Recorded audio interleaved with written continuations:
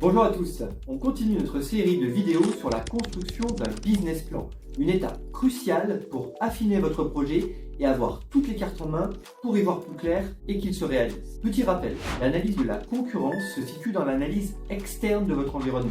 Avant de vous lancer dans votre analyse de la concurrence, il est important de bien cibler votre marché. Ce n'est pas encore le cas, vous pouvez visionner notre vidéo, les 4 questions déterminantes pour cibler votre marché. La question qu'on se pose est donc, comment faire une analyse de la concurrence efficace? La réponse en 3 étapes. Première étape, il est tout d'abord nécessaire de cibler vos concurrents. On peut classer les concurrents en 3 grandes catégories. Les concurrents directs, les concurrents directs mais en dehors de votre zone d'intervention et les concurrents indirects. Pour les concurrents directs, c'est-à-dire ceux qui vendent des produits ou services similaires et qui sont sur votre zone géographique d'intervention.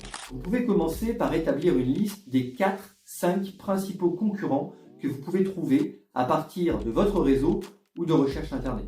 En parallèle, il est aussi intéressant d'analyser des concurrents qui proposent des produits ou services similaires mais qui ne sont pas situés sur votre zone géographique. Même si ce ne sont pas des concurrents qui pourront vous prendre des parts de marché, si vous en ciblez un ou deux, vous pourrez avoir une vision plus précise de ce que propose la concurrence sur le marché national par exemple. Selon votre activité, il peut aussi être intéressant de cibler des concurrents indirects, c'est-à-dire des concurrents qui proposent des produits ou services différents et qui répondent aux mêmes besoins. Pour reprendre notre exemple de création d'une boulangerie qui propose des sandwichs, un concurrent indirect pourrait par exemple être un food truck. Nous en venons à la deuxième étape. Une fois votre sélection faite, vous allez procéder à une analyse fine de chaque concurrent en répondant à certaines questions. Voici une liste non exhaustive. Quelle est la distance géographique du concurrent par rapport à votre projet? Quel est son positionnement tarifaire? Mettez en avant les tarifs des principaux produits ou services que vous vendez. Analysez l'offre proposée. Quels sont ses points forts, ses points faibles?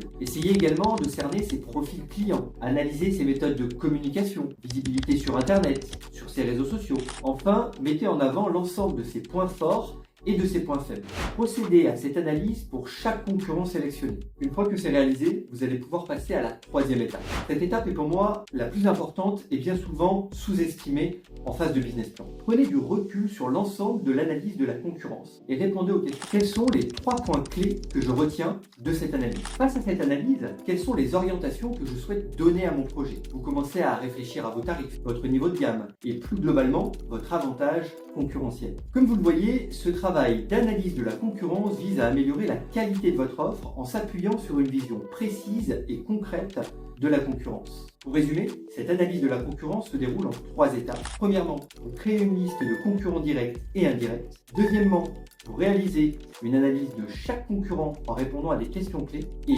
troisièmement, vous prenez du recul en tirant des conclusions de votre analyse et en mettant en avant les nouvelles orientations que vous souhaitez donner. Si vous voulez suivre nos prochaines vidéos, pensez à vous abonner. À bientôt.